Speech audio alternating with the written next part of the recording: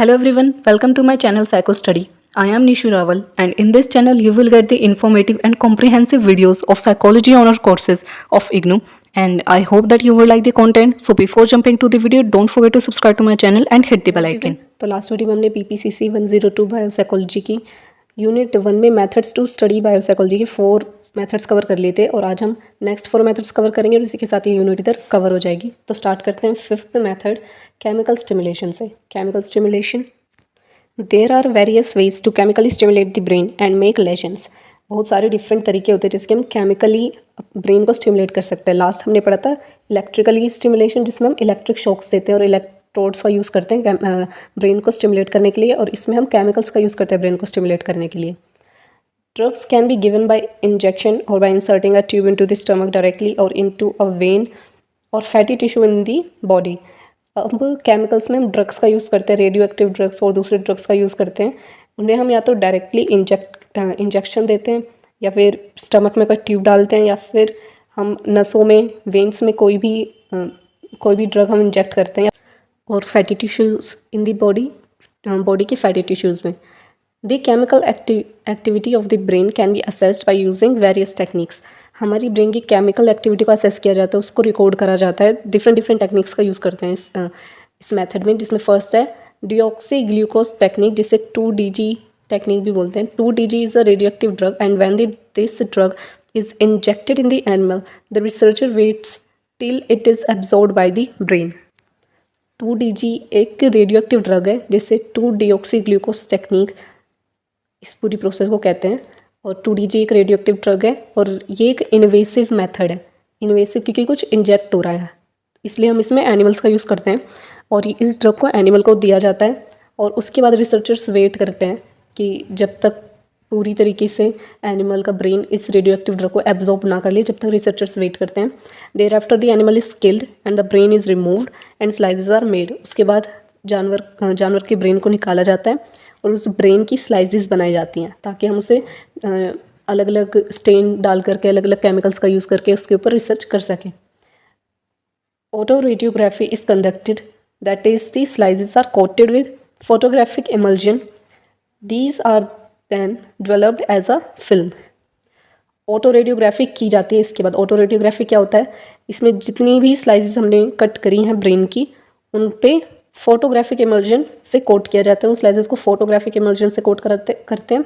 These are then developed as a film, और फिर उनको जब माइक्रोस्कोप में हम ऑब्जर्व करते हैं, फिर व्यू करते हैं, फिर हम उसकी एक फिल्म डेवलप करते हैं, एक तरीके से फोटोग्राफ्स निकालते हैं कि हमने ये कोट करा है, उसके बाद क्या रिजल्ट निकल कर आया, कौन सा पार्ट ब्रेन की, कौन सी स्लाइस, हमने जब ब्रेन की स्लाइसेस बनाए तो उस पर किस पार्ट ने ज़्यादा एब्जॉर्ब करा है ड्रग को, ये सब पता चलता है उससे।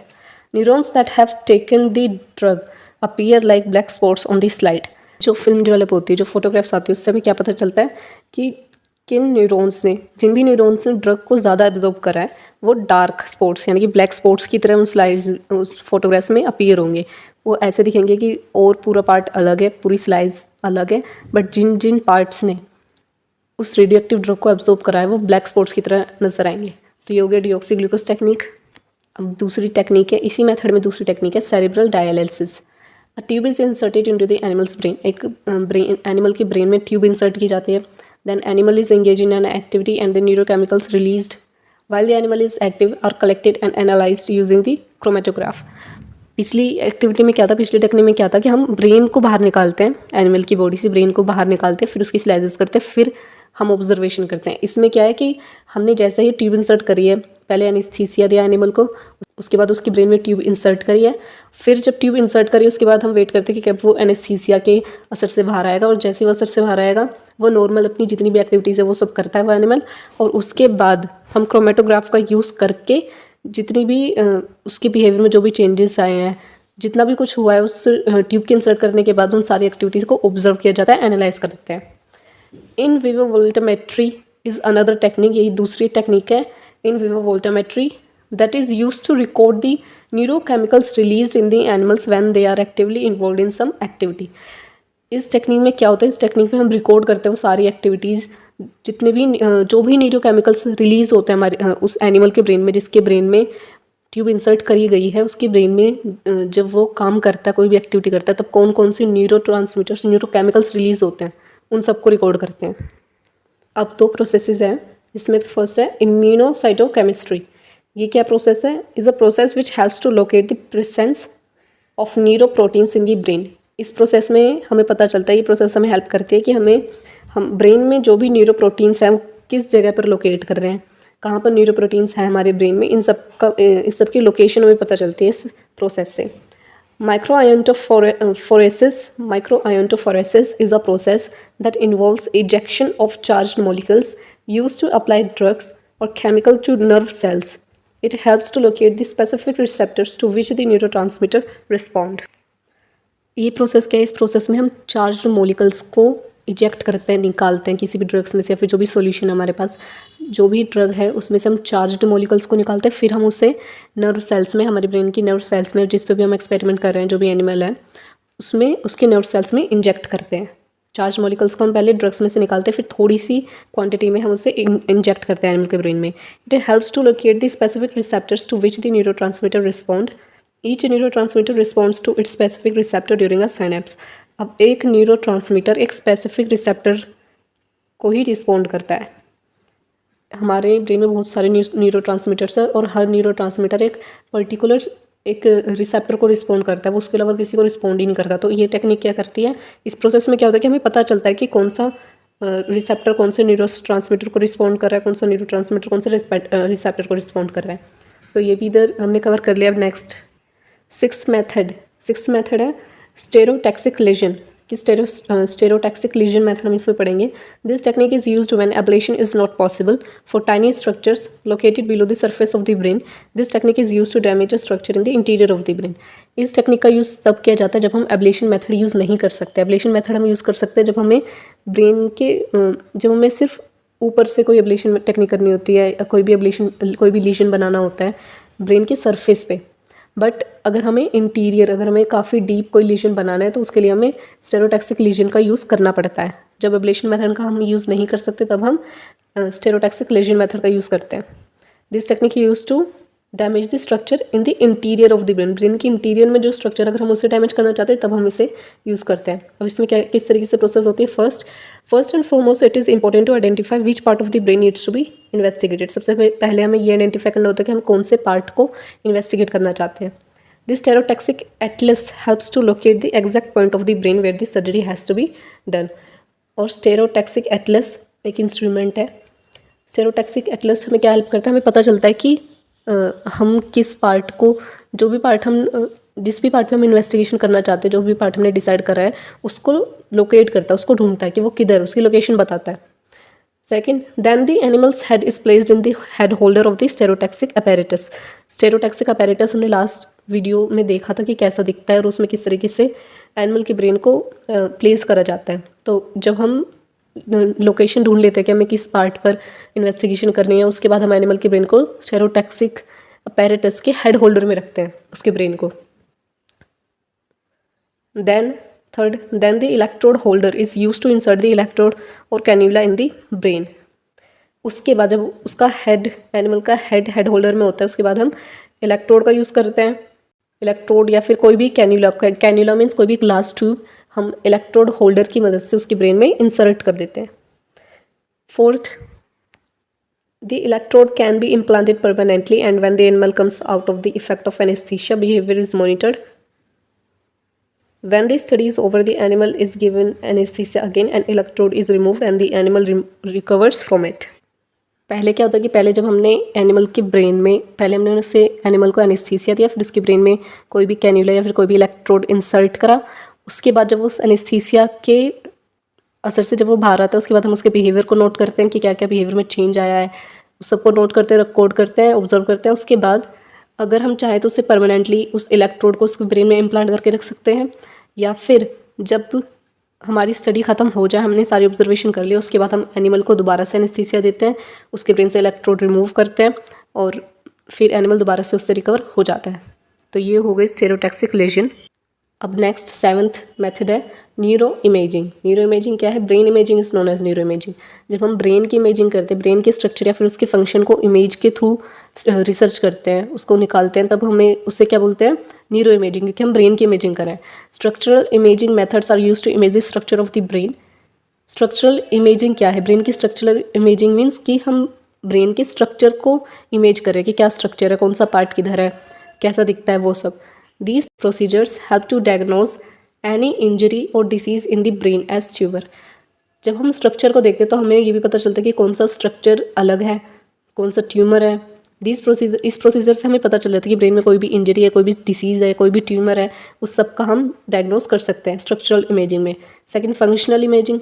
फंक्शनिंग इमेजिंग क्या होता है? फंक्शनिंग इमेजिंग में हम ब्रेन के फंक्शंस को पता करते हैं। इसमें स्ट्रक्चर का नहीं, इसमें फंक्शन का पता चलता है कि कौन क्या क्या पार्ट क्या क्या फंक्शन कर रहा है और क्या क्या फंक्शन उसे करना चाहिए और वो नहीं कर रहा है। It also helps in diagnosing diseases related to metabolism और ब्रेन डिसीजेज, डिसऑर्डर्स और डिसीजेज। और इससे हमें क्या मदद मिलती है, क्या पता चलता है? It helps in diagnosing disease related to metabolism. Metabolism से रिलेटेड हमारे ब्रेन की जितनी भी डिसीजेज हैं, जो भी ब्रेन डिसऑर्डर्स है, डिसीज है, उन सब का इससे पता चलता है। तब इसके हम डिफरेंट टेक्निक्स जो यूज़ की जाती हैं न्यूरो इमेजिंग में वो पढ़ेंगे। इसमें फर्स्ट टेक्निक है एक्सरे टेक्निक, जिसके बारे में सबको पता है कि एक्सरे क्या होता है। The cerebral ventricular system and circulatory system within the brain is examined by using contrast X ray technique.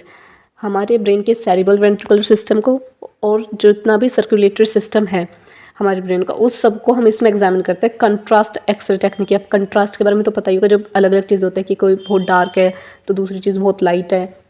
Contrast X ray technique का इसमें यूज़ किया जाता है। इन दिस टेक्निक, इस टेक्निक में क्या होता है? Substance is injected into one compartment of the body that absorb X-rays either less than और more than the surrounding tissue. इस टेक्निक में क्या होता है कि हम एक सब्सटेंस इंजेक्ट करते हैं किसी बॉडी के किसी भी कंपार्टमेंट में, ब्रेन में कहीं पे भी हम इंजेक्ट करते हैं उस सब्सटेंस को, और उसके बाद वो पार्ट या तो उसे बहुत ज़्यादा एब्जॉर्ब करेगा उस रे को, या फिर कोई पार्ट बहुत कम रे एब्जॉर्ब करेगा, जिससे कि हमें कंट्रास्ट इमेज मिलेगी कि कोई बहुत ज़्यादा डार्क है, कोई बहुत ज़्यादा लाइट है, तो हमें डिफरेंस पता चल जाएगा।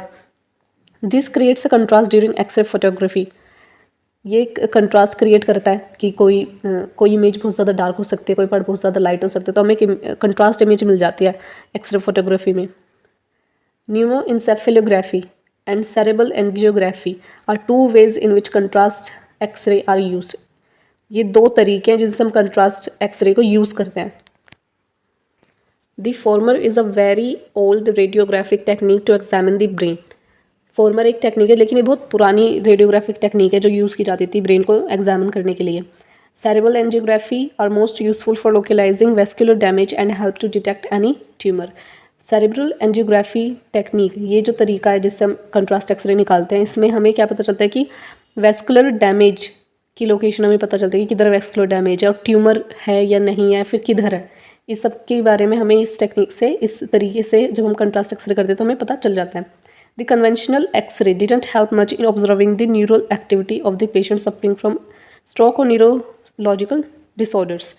जो पुराने टाइम में जितने एक्सरे किए जाते थे, जो कन्वेंशनल एक्सरेज थे, पुराने एक्सरेज थे, वो जो टेक्निक थी वो इतनी हेल्पफुल नहीं थी, क्योंकि उसमें कोई पेशेंट अगर स्ट्रोक उसे है या फिर कोई भी न्यूरोलॉजिकल डिसऑर्डर है तो वो ऑब्जर्व हम नहीं कर पाते थे, इतने अच्छे से ऑब्जर्व नहीं किया जाता था जितना कि आज कंट्रास्ट एक्सरे टेक्निक का जब हम यूज़ करते हैं तब करते हैं।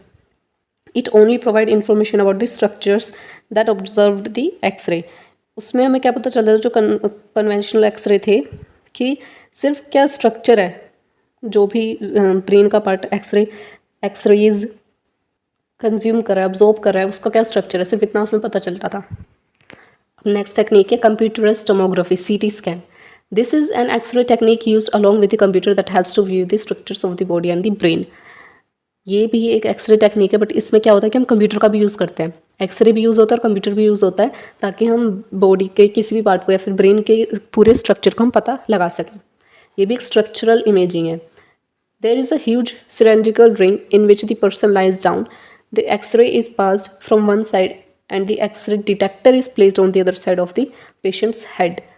अब इसमें क्या होता है कि एक सिलेंड्रिकल रिंग होती है, जिसमें पर्सन लेटा होता है और जिधर पेशेंट का हेड होता है उसके हेड के एक साइड एक्सरे पास किया जाता है और दूसरी साइड एक्सरे डिटेक्टर होता है। Slowly the X ray and the detector are rotated and the photographs are taken from all angles. और धीरे धीरे पेशेंट के हेड के एक साइड जहाँ पे एक्सरेज होती हैं और दूसरी साइड जिधर डिटेक्टर होता है एक्सरे डिटेक्टर, वो दोनों रोटेट करते हैं और हर एंगल से जो है फोटोग्राफ्स ली जाती हैं। All the photographs are then collected by the computer and the CT scan of the brain is produced. और कंप्यूटर का क्या यूज़ होता है इसमें, जितनी भी फोटोज़ कलेक्ट की जाती हैं वो सारी कंप्यूटर में कलेक्ट होती है, फिर एक सीटी स्कैन ब्रेन का प्रोड्यूस किया जाता है। Neurologist option use CT scan to diagnose blood clots, tumour और any internal injury etc. and if surgery is to be carried out or not। Neurologist क्यों यूज़ करते हैं सीटी स्कैन का? Neurologist ज़्यादातर सीटी स्कैन की use करते हैं जिससे उन्हें पता चलता है कि ब्रेन में कहीं ब्लड क्लॉट्स हैं, कि कहीं से ब्लड फ्लो अगर सही से नहीं हो रहा होता है तो ब्लड के क्लॉट्स बन जाते हैं, गांठें बन जाती हैं, उसके बारे में पता चलता है। ट्यूमर के बारे में पता चलता है। और कोई भी इंटरनल इंजरी, ब्रेन के अंदर अगर कोई भी इंजरी है तो उस सब के बारे में इससे पता चल जाता है। या फिर उन्हें ये भी पता चलता है कि अगर उन्हें कोई सर्जरी करनी है या फिर उन्हें वो सर्जरी नहीं करनी है, इसका भी उन्हें इससे सीटी स्कैन से पता चल जाता है। तो सीटी स्कैन भी हमने कवर कर लिया। नेक्स्ट है magnetic resonance imaging MRI।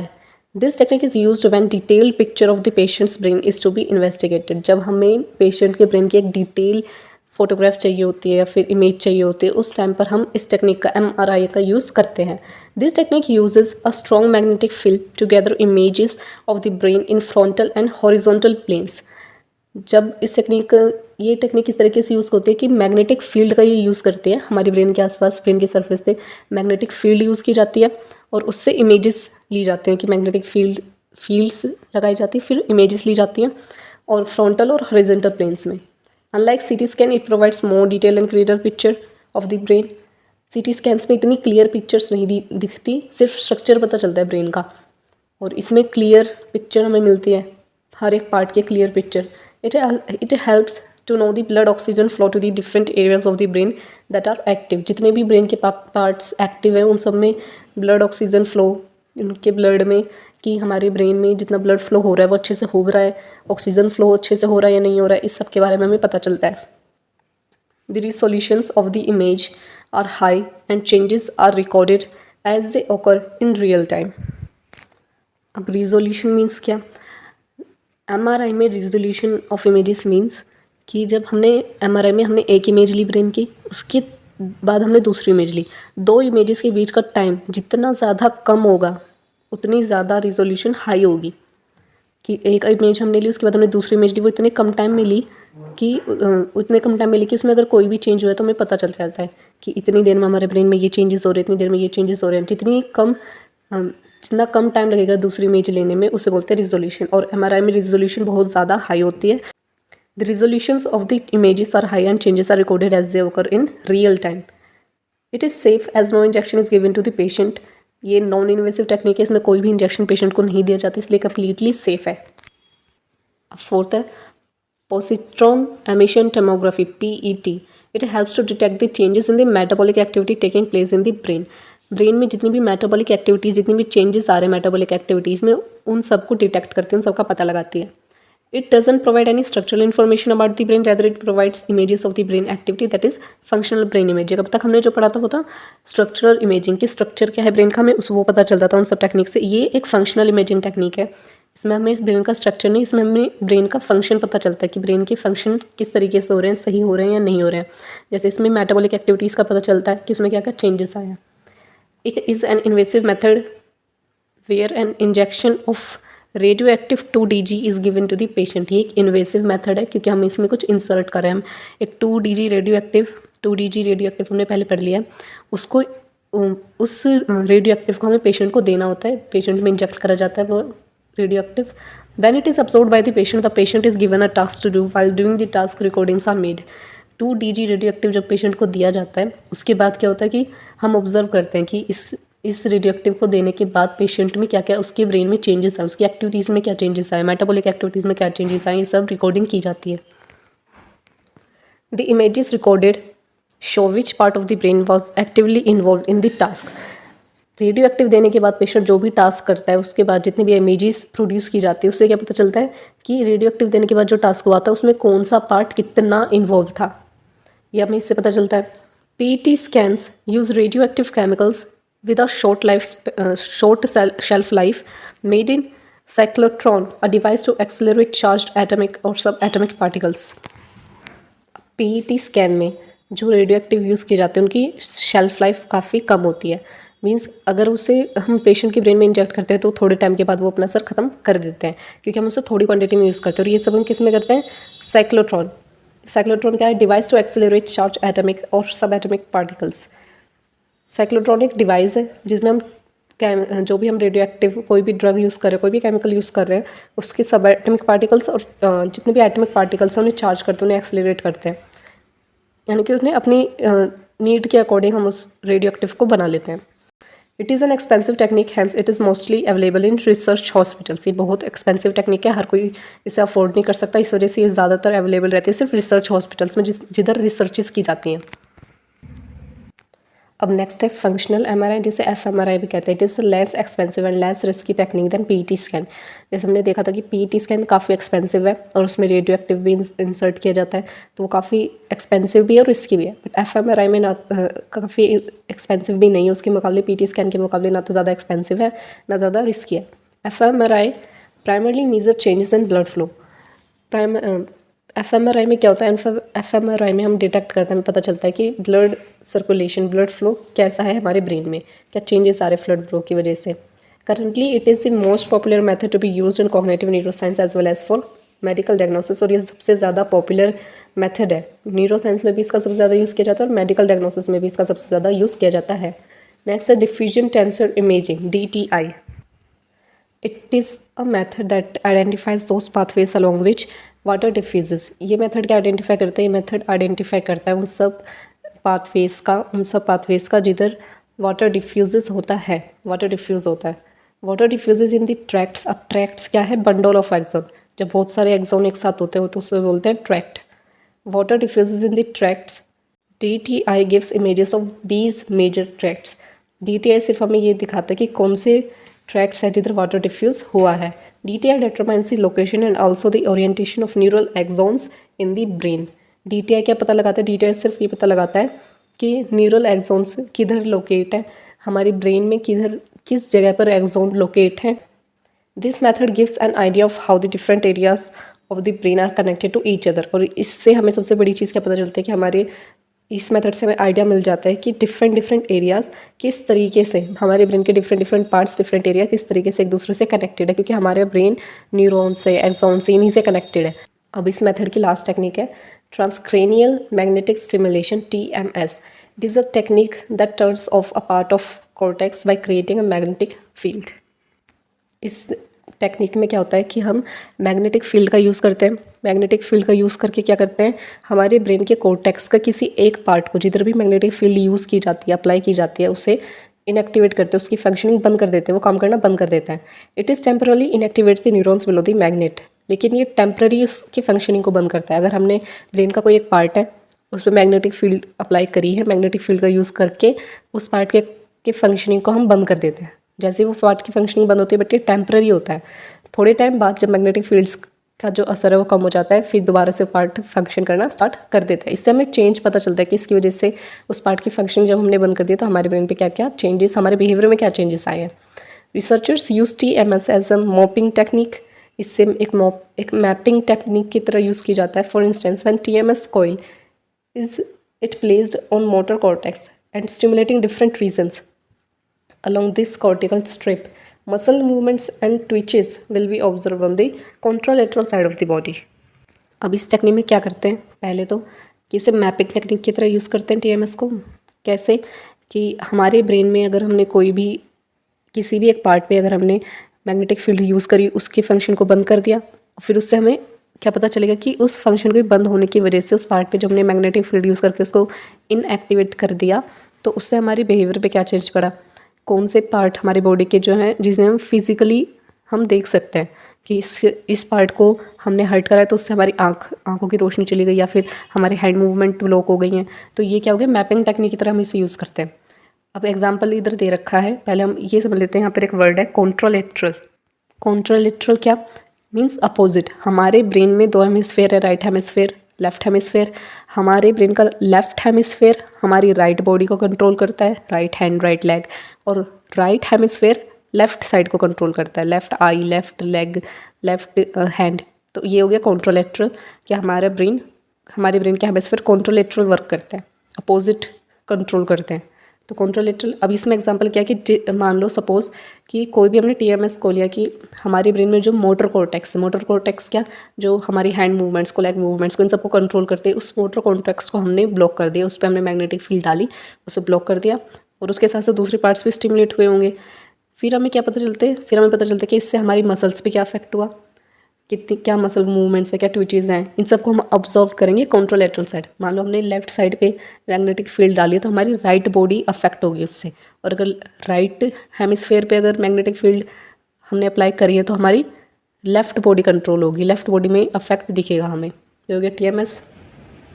For this, it can be observed how different body parts map onto different parts of the cortex and also how much cortex is devoted to any particular body part.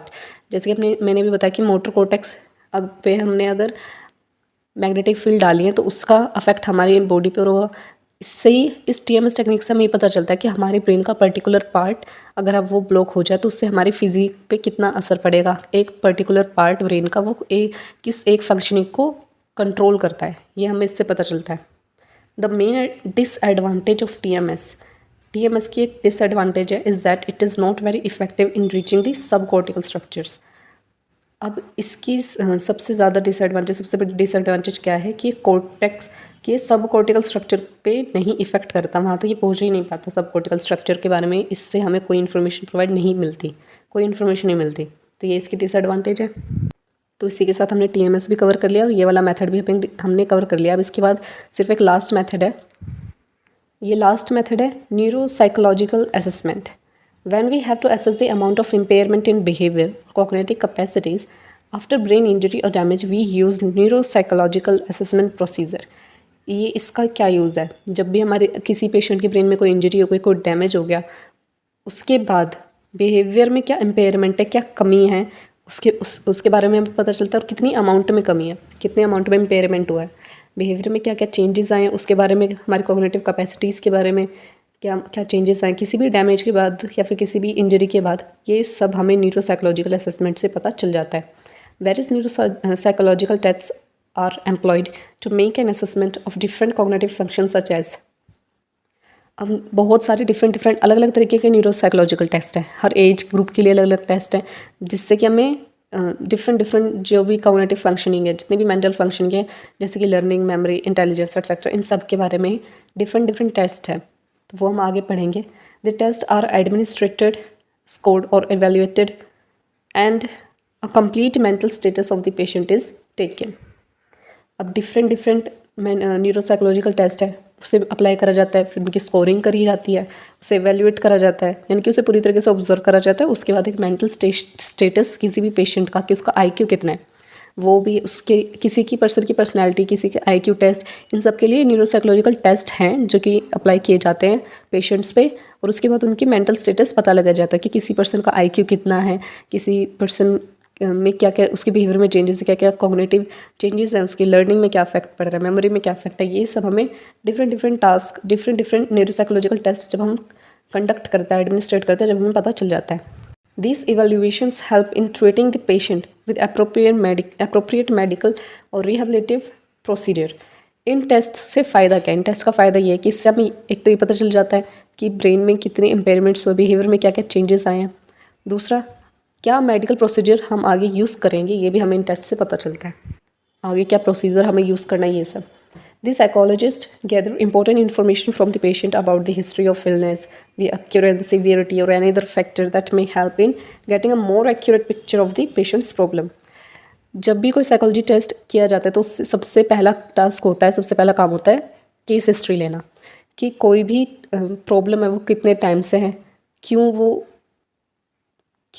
Emerge हुई है, और कितनी severe थी, पहले क्या problem थी, कैसे उन्होंने आइडेंटिफाई करा, ये पूरी केस हिस्ट्री, इलनेस से रिलेटेड, कोई भी डैमेज से रिलेटेड सारी इन्फॉर्मेशन कलेक्ट की जाती है, केस हिस्ट्री ली जाती है। उसके बाद हमें पता चल जाता है कि पेशेंट की प्रॉब्लम एक्यूरेट क्या है। There are various diagnostic test available for the neuropsychological assessments. अब बहुत सारे टेस्ट हैं, उसके बारे में हम आगे पढ़ते हैं, जिससे न्यूरोसाइकोलॉजिकल असेसमेंट की जाती है, बहुत सारे टेस्ट बनाए गए हैं। इसमें फर्स्ट टेस्ट है Wechsler intelligence scale. First version was Wechsler Bellevue intelligence scale. I am sorry अगर प्रोनाउंसिएशन में कोई भी दिक्कत है तो। इस टेक्निक का इस टेस्ट का फर्स्ट वर्जन था वेक्सलर बिलेव इंटेलिजेंस स्केल, जिसे फर्स्ट पब्लिश इन 1939, जिसे 1939 में पब्लिश किया गया था by David Wechsler to measure intellectual performance of adults. इस टेस्ट को 1939 में डेविड वेक्सलर के थ्रू पब्लिश किया गया था। और इस टेस्ट का क्या काम था, इसमें हम मेज़र करते थे इंटेलेक्चुअल परफॉर्मेंस ऑफ अडल्ट्स। सिर्फ अडल्ट्स की इसमें प्रॉब्लम सॉल्व होती थी, इंटेलेक्चुअल परफॉर्मेंस हमें पता चलती थी। These scales have been revised for adults and childrens. और इस स्केल को दोबारा से रिवाइज करा गया, दोबारा से इसे चेंज करा गया अडल्ट्स के लिए और चिल्ड्रंस के लिए। The Wechsler adult intelligence scale third WAIS third is administered on adult. जो WAIS थर्ड जो टेस्ट है ये अडल्ट्स के लिए है। The Wechsler intelligence scale for children third WISC third is administered on children between the age 6 to 16 years. Basically इन सब test में क्या है कि इन सब टेस्ट को ग्रुप्स में डिवाइड कर दिया गया कि ये टेस्ट अडल्ट्स के लिए है, और जो WISC थर्ड ये टेस्ट है ये 6 to 16 ईयर्स के चिल्ड्रंस के लिए है, 6 साल से 16 साल तक के चिल्ड्रन के लिए। The Wechsler preschool and primary scale of intelligence or WPPSIR ये टेस्ट डिज़ाइन करा गया था children between the age 4 to 6.5 years, 4 से 6.5 साल के बच्चों के लिए ये टेस्ट डेवलप किया गया था। नेक्स्ट टेस्ट क्या है, the Halstead Reitan neuropsychological test battery. ये टेस्ट में क्या था, the battery is design to assess all major cognitive sensory expressive and motor functions. Reitan 1986, इस टेस्ट को रेटन 1986 ने डिस्कवर करा था, बनाया था। और इस बैटरी का किस तरीके से इसे डिज़ाइन करा गया था, इससे डिज़ाइन करा गया था जितने भी मेजर कॉग्निटिव और सेंसरी और एक्सप्रेसिव मोटर फंक्शंस, इन सब को हम इससे असेस कर सकते हैं। इन सब के बारे में इन सब के ऊपर हम टेस्ट कर सकते हैं, जितने भी कॉग्निटिव प्रोसेसेस हैं, सेंसरी एक्सप्रेसिव मोटर फंक्शंस हैं, इन सब के ऊपर। The test battery is found to be reliable and valid for both younger and older age groups. ये टेस्ट रिलायबल है, वैलिड है यंगर्स के लिए भी और ओल्डर एज ग्रुप्स के लिए भी, यानी कि ये यंगर्स पे भी यूज़ किया जा सकता है, टीनेजर्स पे भी किया जा सकता है, साथ में ओल्डर एज ग्रुप्स पे भी ये टेस्ट अप्लाई किया जा सकता है, ये वैलिड है। This battery use by trained psychologist और क्लिनिकल साइकोलॉजिस्ट। और इस टेस्ट को सिर्फ ट्रेंड साइकोलॉजिस्ट और क्लिनिकल साइकोलॉजिस्ट ही यूज़ कर सकते हैं। नेक्स्ट टेस्ट है the Rey Osterrieth complex figure test. The test design by Rey in 1941। इस टेस्ट को रे ने 1941 में डिज़ाइन करा था। It is use to assess visual perception and memory in brain damaged individual.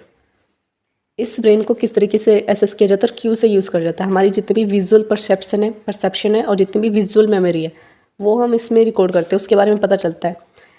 किसी पर्सन का ब्रेन डैमेज है, उसके कोई इंजरी है किसी भी एक इंडिविजुअल को, तो उसकी विजुअल परसेप्शन में क्या चेंज है और उसकी विजुअल मेमोरी में क्या चेंज है। विजुअल मेमोरी वो मेमोरी जिसमें हमें कोई भी साउंड या फिर कोई भी आवाज़ या फिर कोई भी वर्ड्स हमें नहीं, वो इंक्लूड नहीं होते इस मेमोरी में। इसमें इंक्लूड होता है हमने क्या देखा था और हमें देखा हुआ कितना याद है, वो हमारी विजुअल मेमोरी है, वो हमारी विजुअल परसेप्शन है, उसको हम कितना मेमोराइज़ करके रख पाते हैं।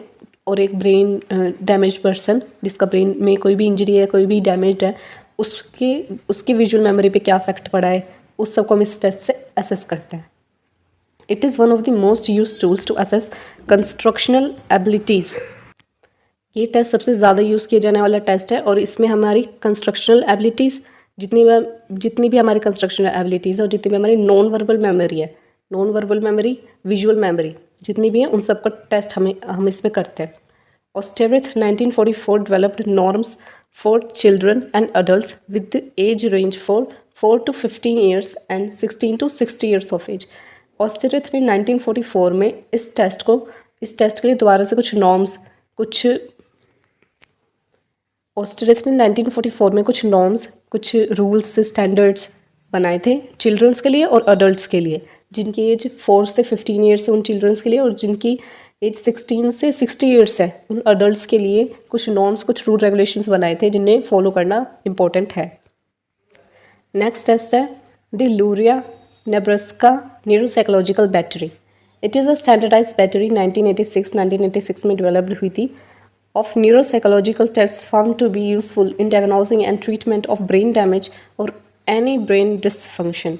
इस टेस्ट से अगर ब्रेन में कोई भी डैमेज है, कोई भी डिसफंक्शन है, उसका ट्रीटमेंट हम इसमें डायग्नोस करते हैं कि ब्रेन में ये डिसऑर्डर है, ये ट्रीटमेंट इसके लिए सुटेबल है। ये हमें इस टेस्ट से पता चलता है। The test battery is useful for adolescents, adults and older adults. ये टेस्ट बैटरी एडोलेसेंट्स के लिए यानी टीनेजर्स के लिए, एडल्ट्स के लिए और ओल्डर एडल्ट्स के लिए सबके लिए सुटेबल है। A separate version for children between the ages 8 to 12 years of age is also available. और इसका एक सेपरेट वर्जन, एक सेपरेट पार्ट, जैसे कि हमने पहले कुछ टेस्ट में देखा कि इस एज ग्रुप के लिए 6 to 12 एज ग्रुप के लिए एक डिफरेंट टेस्ट है, अडल्ट्स के लिए डिफरेंट टेस्ट है, वैसे ही इसका एक डिफरेंट वर्जन है जिसमें 8 to 12 ईयर्स के ऊपर, 12 ईयर्स के चिल्ड्रन के ऊपर असेसमेंट की जाती है। टेस्ट उनके लिए डिफरेंट है। The major areas covered in assessment are motor, perceptual, language, memory and intelligence functioning. कौन कौन से एरियाज इस असेसमेंट में कवर होते हैं? मोटर फंक्शंस, हमारी परसेप्चुअल, हमारी लैंग्वेज, मेमोरी, इंटेलिजेंस, ये सब इसमें कवर होते हैं। इन सब के ऊपर हम असेसमेंट करते हैं, इन सब से रिलेटेड क्वेश्चंस होते हैं। नेक्स्ट है dailies Kaplan executive function system. इस टेस्ट में क्या है? Assessment for executive functions like thinking, inhibition, problem solving, impulse control, conception, concept formation, abstract thinking and creativity. इस टेस्ट में जितने भी हमारे एग्जीक्यूटिव फंक्शंस होते हैं, जितने भी एग्जीक्यूटिव फंक्शन होते हैं, जितने भी फंक्शंस इधर लिख रखे हैं, उन सब के ऊपर असेसमेंट की जाती है। ये टेस्ट डेलेज, कैप्लन और क्रैमर ने मिलकर के 2001 में डिस्कवर करा था। It may be administrated individually और ऑन अ ग्रुप। इसे हम किसी इंडिविजुअल पे भी अप्लाई कर सकते हैं, पे भी एडमिनिस्ट्रेट कर सकते हैं, और किसी ग्रुप के ऊपर भी हम इसे अप्लाई कर सकते हैं, यूज़ कर सकते हैं। Assesses children and adults between the age range 8 to 89 years. इसका यूज़, इस टेस्ट को हम अडल्ट्स पे और 8 ईयर्स से 89 ईयर्स तक जितने भी लोग हैं उन सबके ऊपर हम इसे असेस कर सकते हैं। नेक्स्ट टेस्ट है digit span test. Initially this test was part of WAIS। शुरुआत में WAIS का पार्ट था, बट बाद में से अलग टेस्ट बना दिया गया। इस टेस्ट का क्या है? Measures and individuals working and assess any impairment of the waking memory. इस टेस्ट का एम है कि इससे हमें पता चलता है किसी पर्सन की वर्किंग मेमोरी के बारे में और उसकी वेकिंग मेमोरी के बारे में। उसकी वेकिंग मेमोरी में क्या इम्पेयरमेंट से, क्या कमी है उसकी वेकिंग मेमोरी में, इस सब को हम असेस करते हैं डिजिट स्पैन टेस्ट से। नेक्स्ट है Wisconsin card sorting test. It is a test of set shifting. इसमें ये एक सेट शिफ्टिंग का टास्क है। जैसे बहुत सारे डिफरेंट हमें जो है बहुत सारे कार्ड्स दिए जाते हैं, किसी में इमेजेस होते हैं, किसी में नंबर्स होते हैं, किसी में फिगर्स होती है, उसको हमें अकॉर्डिंगली कि सबको एक ग्रुप में डिवाइड करना होता है। उन कार्ड्स को, हमारे पास बहुत सारे कार्ड्स होते हैं, उनमें फिगर्स, नंबर्स, कलर्स होते हैं, उन्हें हमें एक ग्रुप में डालना होता है कि रेड कलर है तो उसे रेड कलर के साथ, फिगर्स है तो फिगर्स के साथ, इस तरीके से हमें सेट शिफ्टिंग करनी होती है। It is use to assess frontal of dysfunction in patients of brain injury, schizophrenia और एनी अदर मेंटल इलनेस। इस टेस्ट का यूज़ क्यों किया जाता है? इस टेस्ट का यूज़ किया जाता है कि हमारे फ्रंटल लोब में किसी पेशेंट की किसी भी इंजरी की वजह से या स्क्रिजोफ्रेनिया की वजह से, कोई भी मेंटल इलनेस की वजह से उसके फ्रंटल लोब में क्या डिसफंक्शन आए, ये हमें इससे पता चलता है। फ्रंटल लोब में क्या क्या डिसफंक्शन है वो हमें इस टेस्ट से पता चलता है। The participant has to sort 64 cards to match either with colour, form, number of figures. जैसे कि मैंने पहले बताया कि इसमें 64 कार्ड्स हमें दिए जाते हैं जिसमें डिफरेंट कलर्स, नंबर्स, फिगर्स होते हैं। बाद में हमें उसे मैच करना पड़ता है। जिस पर्सन के ऊपर हम असेसमेंट कर रहे हैं उससे उन सबको मैच करना होता है कि कलर्स के अकॉर्डिंग, उनके फिगर्स के अकॉर्डिंग। इस टेस्ट को बनाया था खेरबी एंड सिल्वेस्ट्री ने 2015 में। The participant is not explicitly told the rule but must refer it from the feedback received from the person administrating the test. इस टेस्ट में क्या होता है? इसमें पार्टिसिपेंट को, जिसके ऊपर भी हम टेस्ट कर रहे हैं, उसे बताया नहीं जाता कि उसे करना क्या है, कि उसे किस तरीके से एक ग्रुप में कलर्स को या फिर फिगर्स को रखना है, बट उससे किस तरीके से पता चलता है कि वो सही कर रहा है, गलत कर रहा है? फीडबैक के थ्रू। जो भी रिसर्चर या फिर जो भी एडमिनिस्ट्रेटर टेस्ट कंडक्ट कर रहा है उसके फीडबैक से पता चलता है।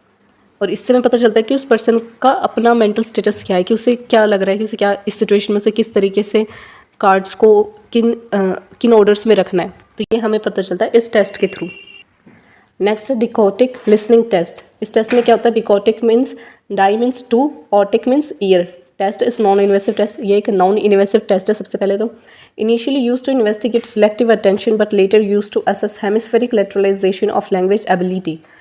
शुरुआत में इसे क्यों इसका क्या यूज़ किया जाता था? शुरुआत में इसका यूज़ किया जाता है अटेंशन को टेस्ट करने के लिए, इन्वेस्टिगेट करने के लिए कि सिलेक्टिव अटेंशन किसी पर्सन की कितनी है. लेकिन आगे चल के इसका क्या यूज़ करने लगे? हेमिस्फेरिक लेटरलाइजेशन में, लैंग्वेज एबिलिटी में. हेमिस्फेरिक लेटरलाइजेशन जैसे कि मैंने बताया था कि हमारे ब्रेन में दो हेमिस्फेयर्स हैं. लेफ्ट हेमिस्फेयर हमारी राइट बॉडी को कंट्रोल करता है और राइट हेमिस्फेयर लेफ्ट बॉडी को कंट्रोल करता है.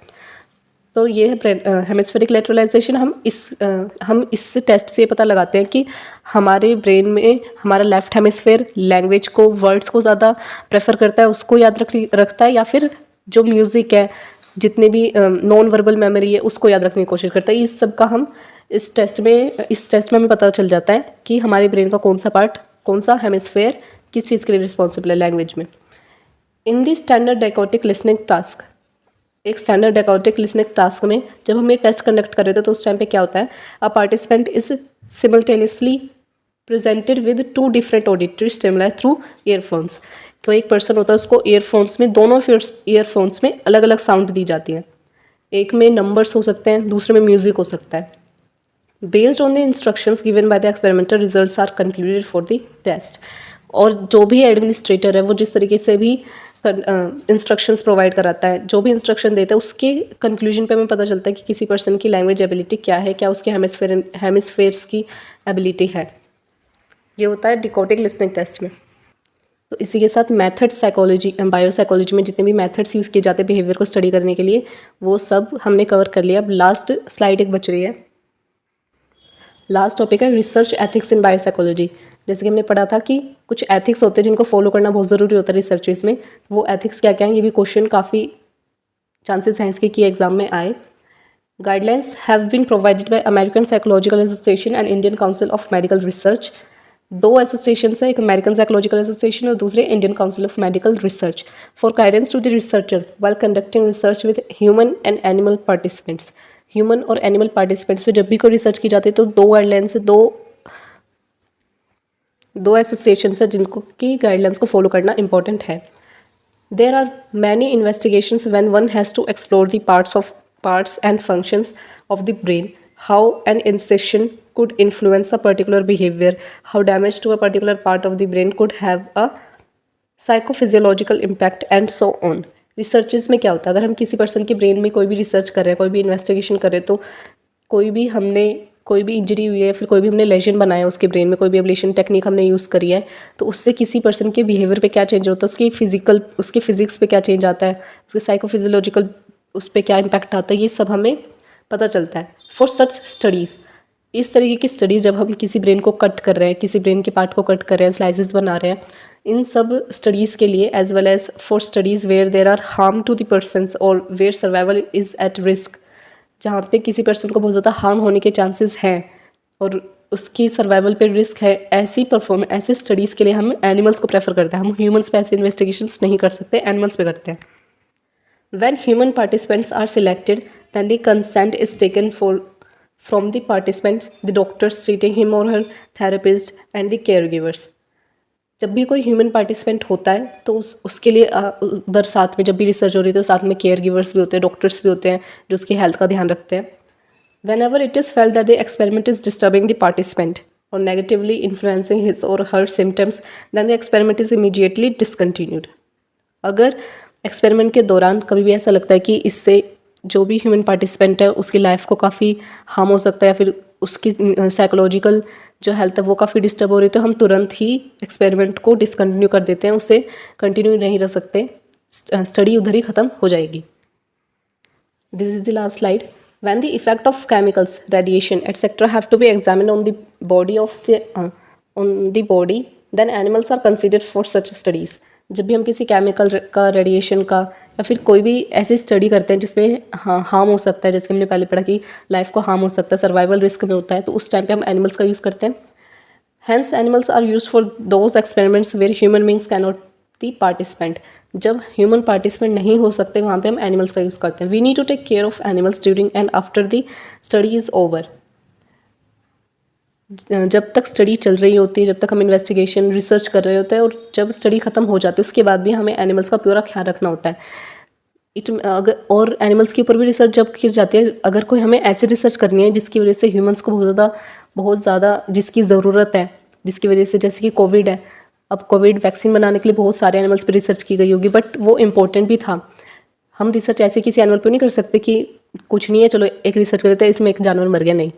हमें रिसर्च करते दौरान एनिमल्स का पूरी तरीके से ख्याल रखना होता है कि उनकी लाइफ को कोई हार्म ना हो, उनकी पूरी केयर की जाए रिसर्च के टाइम पर भी और जब रिसर्च पूरी कंप्लीट हो जाए उसके बाद भी। The conditions of doing an experiment must be well planned. और जिन कंडीशंस में हम एनिमल्स के ऊपर रिसर्च कर रहे होते हैं वो भी पूरी प्लान के थ्रू की जानी चाहिए, प्रॉपर इन्वेस्टिगेशन की जानी चाहिए। एक प्लान के थ्रू हमें पूरी इन्वेस्टिगेशन करनी होती है कि अगर कोई भी सिचुएशन ऐसी आ गई कि एनिमल्स की भी जान जा सकती है उसमें, तो हम उसे कवर कर सकें। That is to say that animals must be used only when the research in question is of great importance to mankind. जब मैनकाइंड की हेल्थ के लिए, उनके लिए अगर कोई बहुत ही इंपॉर्टेंट कोई रिसर्च करनी है, जब जा कर के हम एनिमल्स पे ऐसी रिसर्च करते हैं जो ज़्यादा रिस्की होती है। नो अननेसेसरी हार्म और pain must be inflicted to the animal. और एनिमल्स को कोई भी अननेसेसरी हार्म नहीं पहुंचा सकते। ये सारी गाइडलाइंस हैं जो कि अमेरिकन साइकोलॉजिकल एसोसिएशन और Indian Council of Medical research के थ्रू दी गई हैं और इन्हें फॉलो करना सबसे ज़्यादा इंपॉर्टेंट है। इसी के साथ ये यूनिट पूरी कवर हो गई है और आई होप कि आपको अच्छे से समझ में आया। अगर कोई भी क्वेरी और आपका फीडबैक आप ज़रूर कमेंट सेक्शन में लिख करके बताएं और ज़्यादा से ज़्यादा वीडियो को शेयर करें, वीडियो को लाइक करें और चैनल को सब्सक्राइब करना बिल्कुल भी ना भूलें।